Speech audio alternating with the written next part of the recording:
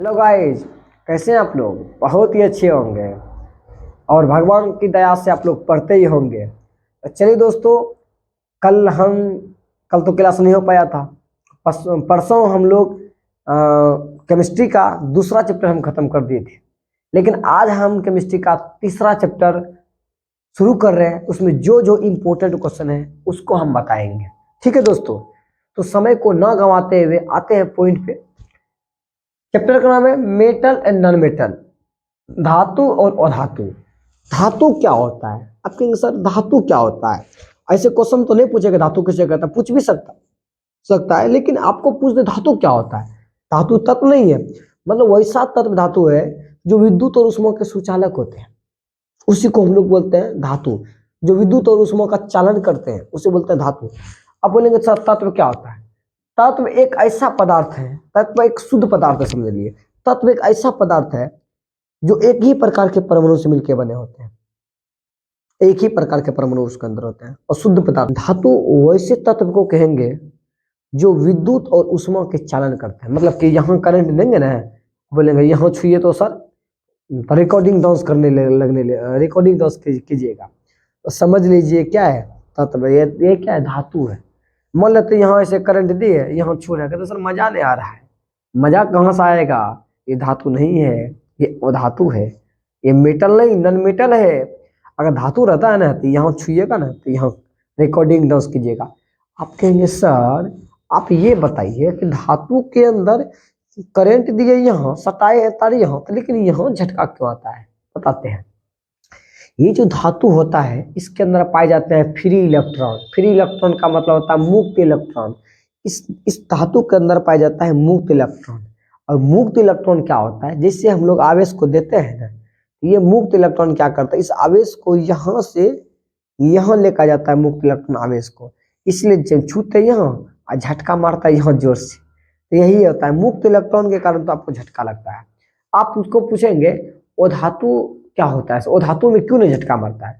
बोलेंगे वो धातु के पास मुक्त इलेक्ट्रॉन होता ही नहीं है, और यही वजह है कि वो धातु के अंदर हम लोग करंट नहीं लगता है।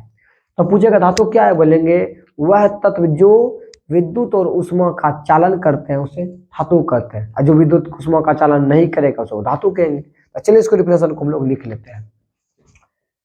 वह तत्व जो विद्युत एवं ऊष्मा का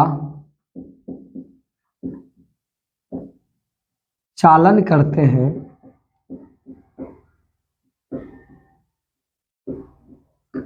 उसे धातु कहते हैं। उसे क्या कहते हैं? धातु कहते हैं। ठीक ना? अब जैसे हम लिख सकते हैं लोहा, निकेल, कोबाल्ट, ये सब क्या है सर? ये सब धातु है। ये सब क्या है? ये सब धातु है। तो मतलब धातु वैसे तत्व को कहना जो विद्युत और ऊष्मा का चालन करता है, उसके अंदर करंट जाएगा, उसको धातु। लेकिन आपको अगर पूछ दे कि वो धातु क्या होता है सर, वो धातु बताते हैं। वो धातु का डिफिनेशन पूछेगा, वो धातु किसे कहते हैं? वो धातु किसे कहते हैं? आप डिफिनेशन बोलिएगा, वह तत्व जो विद्युत एवं ऊष्मा का चालन नहीं करते हैं, चालन नहीं करते हैं, नहीं करते हैं, उसे अधातु कहते हैं। उससे क्या कहते हैं? अधातु कहते हैं। जैसे सर कैसे लिखिएगा? जैसे जैसे में आप लिख लीजिएगा पेंसिल, पेंसिल नहीं, पेंसिल धातु थोड़े ना है। जैसे लिखेंगे कार्बन, उसके बाद लिखेंगे ऑक्सीजन,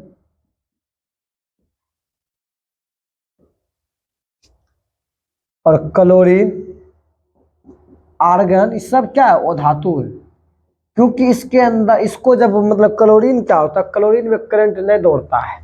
दंदना के अगर मान लेते क्लोरीन यहाँ है, उसमें एक छोर पे करंट देंगे, दूसरे छोर को देंगे तो खूब मजा हो जाने आएगा। इसका मतलब ये सब क्या है, अधातु है। तो वही लिखे डिप्रेशन हल्का। लेकिन एक जगह थोड़ा खाली बचा है, इसी के भी हम देखो एक क्वेश्चन और लिख लेता, तब बोर्ड को क्लीन करेंगे।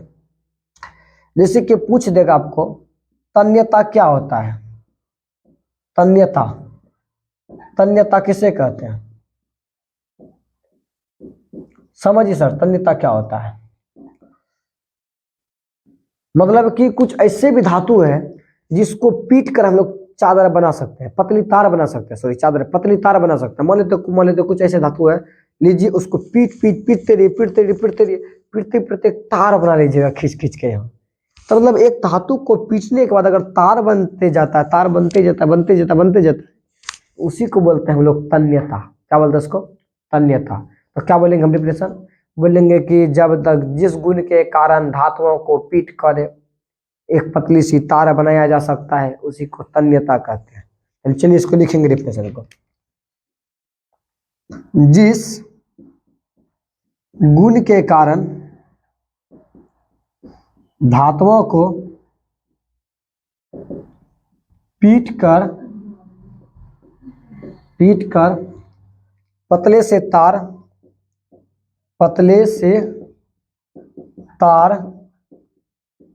बनाया जा सकता है, उसे ही तन्यता कहते हैं, तन्यता कहते हैं। चलिए जैसे में क्या लिखिएगा, तन्यता में सोना भी हो सकता है, सोना को भी हम लोग पीट खींच कर तार खींच सकते हैं, सोना का, चांदी का भी, आदि। इस सब देखो, ये सोना को भी आप क्या कीजिए, गर्म करके इसको हम बहुत लंबी लंबी तार खींच सकते हैं। तो ये इसको भी तन्यता बोले। तन्यता का मतलब होता तन से उसको खींच देना, उसी को तन्यता बोलना। ये बहुत मस्त डिफिनेशन था, तीनों में से इंपॉर्टेंट ये वाला है, इसको आप याद रखिएगा। बाकी ये दोनों हम लोग हेडिंग से ही डिफिनेशन बना दिया है। पूछने का मन होगा तो पूछ भी सकता है, लेकिन आपको याद करना है। ठीक है दोस्तों, पहले इसको आप स्क्रीनशॉट कर लीजिए, उसके बाद हम लोग नेक्स्ट क्वेश्चन को लिखते हैं।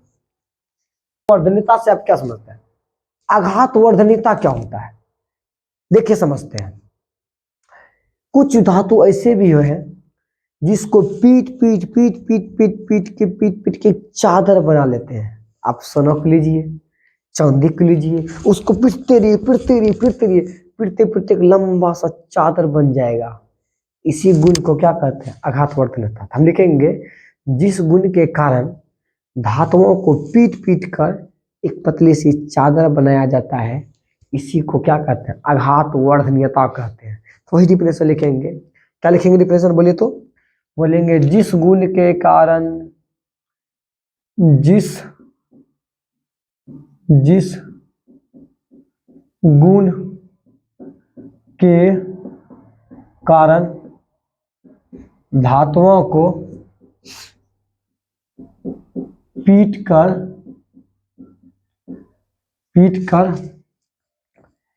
एक पतला सा चादर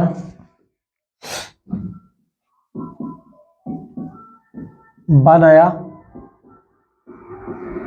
जाता है, उसे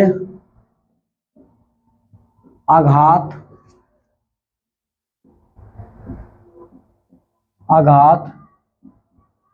वर्धनीयता कहते हैं। जैसे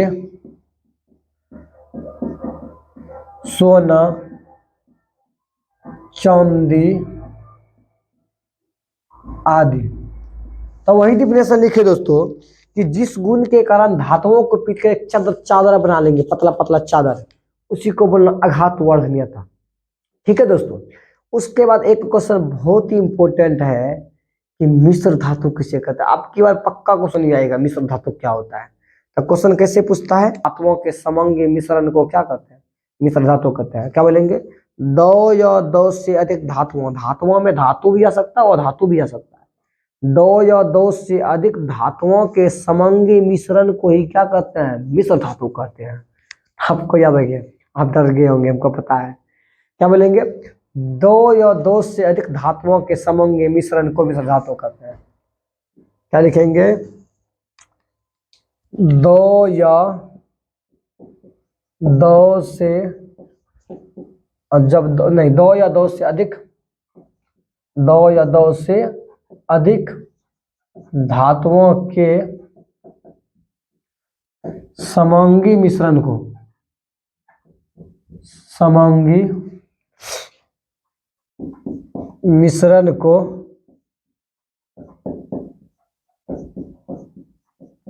मिश्र धातु कहते हैं, मिश्र धातु कहते हैं। जैसे पीतल, पीतल भी तो मिश्र धातु है, पीतल, कांसा आदि। देखिए दोस्तों क्या लिखे हैं। तो सबसे पहले एक समझता है कि खनिज क्या होता है। देखिए बोलेंगे खनिज का डेफिनेशन, वह प्राकृतिक पदार्थ, खनिज एक प्राकृतिक पदार्थ है।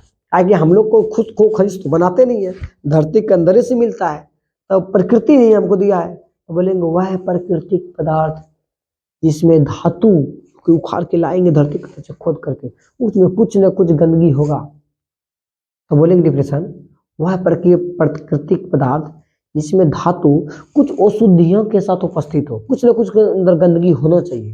वो गंदगी के साथ अगर रहेगा धातु, उसी को क्या बोलना? खनिज। ठीक ना? तो अयस्क किसको बोलेंगे तब सर? बोलेंगे वैसा प्रकृति नहीं, वो खनिज। देखो पहले हम खनिज समझ लें, तो उसके बाद अयस्क समझेंगे, तब मजा आएगा। तो सबसे पहले हम खनिज का डेफिनेशन लिखते हैं इसी का। खनिज क्या होता है? खनिज, खनिज क्या है या खनिज किसे कहते हैं? बहुत इंपॉर्टेंट क्वेश्चन है दोस्तों, खनिज किसे कहते हैं? हम क्या डेफिनेशन बोलेंगे पता है? बोलेंगे वह प्राकृतिक पदार्थ, क्या बोलेंगे? वह प्राकृतिक पदार्थ, वह प्राकृतिक पदार्थ जिसमें, जिसमें धातु कुछ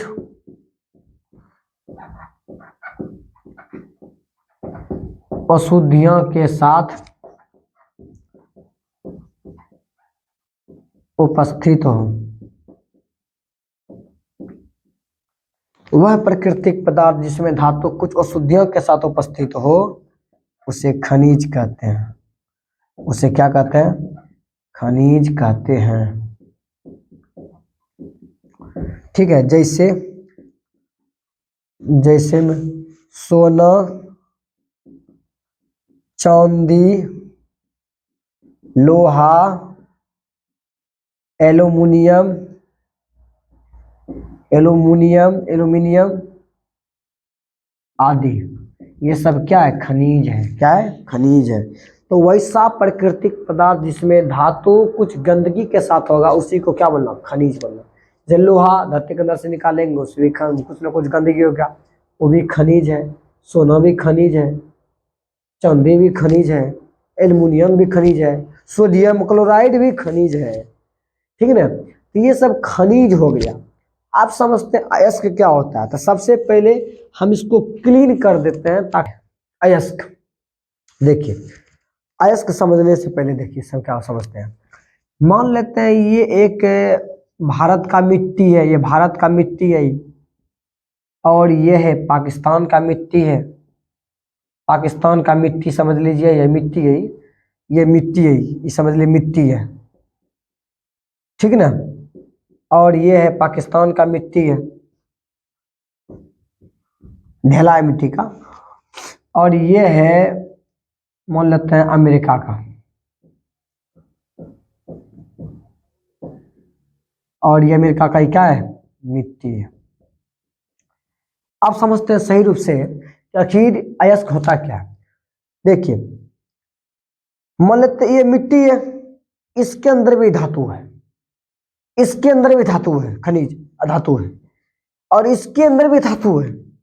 धातु तो तीनों के अंदर है, लेकिन लेकिन इसके अंदर जो है ना 50, इसके अंदर 10% धातु, 10% मिट्टी है और 90% इसमें क्या है, खनिज, 90% धातु है। कौन मिट्टी में? भारत का मिट्टी में। लेकिन जैसे पाकिस्तान का मिट्टी गए, यहाँ पे 90% लगभग खाली मिट्टी था और इसमें 10% इसमें धातु था। जब आए अमेरिका मिट्टी में तो पता चला कि इसमें 60% तो इसमें खाली मिट्टी है और 40% इसमें धातु है। बताइए आप किसको खनिज कहिएगा? देखिए, हम खनिज कहते हैं, सॉरी, अयस्क। हम अयस्क उस मिट्टी को, उस मतलब कि देश की मिट्टी को कहेंगे जिसमें सबसे ज्यादा मात्रा में हमको धातु मिलेगा। क्योंकि हम लोग पहले अयस्क का डिफिनेशन समझा देते हैं। वैसा खनिज, जिस खनिज को आसानी से कम सुफलता से, आसानी से, सुगमता पूर्वक और कम खर्च में प्राप्त कर लेते हैं, उसे ही क्या कहते हैं? अयस्क कहते हैं। जिसको कम खर्च में प्राप्त करेंगे।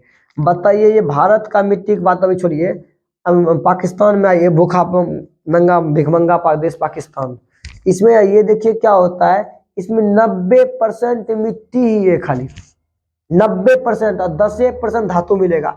बताइए, अगर इसको हम लोग इस मिट्टी को अगर हम साफ करेंगे, पता है क्या होगा? इसमें 90% तो खाली मिट्टी है, 10% खनिज है और धातु है, और 10% धातु है। अब बताइए, मतलब कि अगर साफ ओप करेंगे तो खर्चा तो बच के पड़ेगा, साफ कर रहे मिट्टी को, लेकिन खनिज मिलेगा 10%। अब क्या फायदा? खर्चों को जितना खर्चा होगा ना, हमको लगता है उसके एक को कोनो हमको नहीं सब मिलेगा कुछ हुई। बताइए, इसको काय के लिए हम साफ करेंगे इस मिट्टी को? इसको हम खनिज अयस्क बोल देंगे? नहीं बोलेंगे अयस्क। यहाँ इस मिट्टी में आता है 60% मिट्टी, 40% खनिज मिलेगा। इसमें भी हमको लगता है उतना अच्छा नहीं मिल पाएगा हमको धातु, यहाँ धातु उतना अच्छा नहीं मिल पाएगा। लेकिन इस मिट्टी में आइए, इसमें देखिए 90% इसमें खनिज मिलेगा और 10% ही मिट्टी है ना, कोई 10% रह जाएगा मिट्टी, 90% तो हमको खनिज मिल गया। तो सब खनिज को हम लोग, सब धातु, सब के सब मिट्टी को हम लोग अयस्क नहीं बोले। जिस मिट्टी में सबसे ज्यादा मात्रा में धातु था, सबसे ज्यादा मात्रा में धातु था, जिसको आसानी से सुगमता पूर्वक प्राप्त कर लिए, उसी को बोलेंगे हम लोग क्या? उसी को बोलेंगे हम लोग अयस्क। तो बोलेंगे जिस खनिज को आसानी से सुगमता पूर्वक कम खर्च में प्राप्त कर लेते हैं, उसे ही अयस्क बोलेंगे। और देखिए, अच्छा को पूछ दे आपको, क्या सभी खनिज को हम लोग अयस्क कह सकते हैं? जितना खनिज तो तीनों था, तीनों के अंदर धातु था, लेकिन तीनों को हम लोग अयस्क बोले? नहीं बोले। क्यों नहीं बोले? क्योंकि तीनों को अयस्क नहीं बोल सकता, क्योंकि तीनों को खर्च अलग अलग लगेगा। बोलेंगे हम सभी खनिज को हम लोग अयस्क नहीं कह सकते हैं, लेकिन सब अयस्क को हम खनिज कह सकते हैं। बोले कि ये अयस्क, अयस्क बचाइए, अयस्क बचाइए, अयस्क बचाइए, सबको खनिज बोल देंगे, ये खनिज है। लेकिन सभी खनिज को हम लोग अयस्क नहीं कह सकते हैं। तो वही हम लिखेंगे अयस्क का डिफिनेशन अब, ठीक है ना? इसको मिटाते हैं।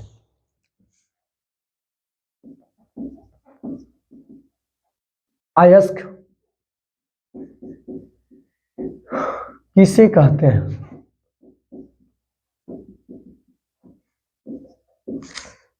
चलिए, अब इसका अयस्क का डिफिनेशन लिखते हैं।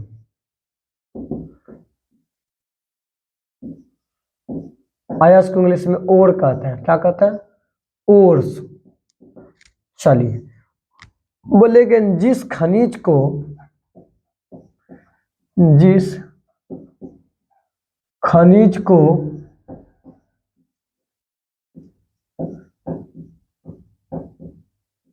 आसानी से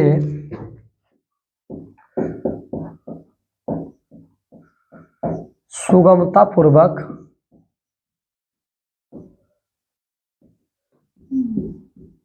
एवं कम खर्च में प्राप्त किया जा सकता है, कम खर्च में प्राप्त किया जाता है, उसे अयस्क कहते हैं। अयस्क कहते हैं। जैसे जैसे हेमाटाइट, मैग्नेटाइट,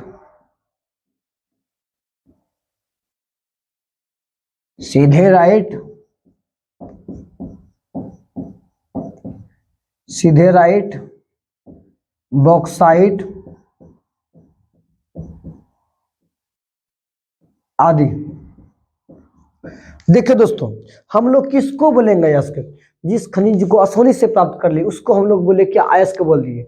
और एक बात यहाँ एरो देख लिख लीजिएगा, देखेंगे सभी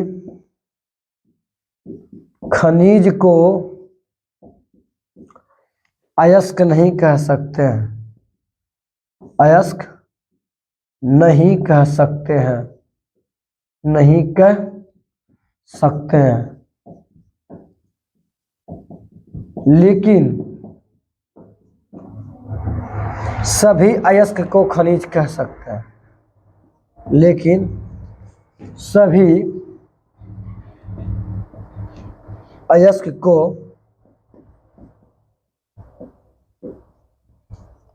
खनिज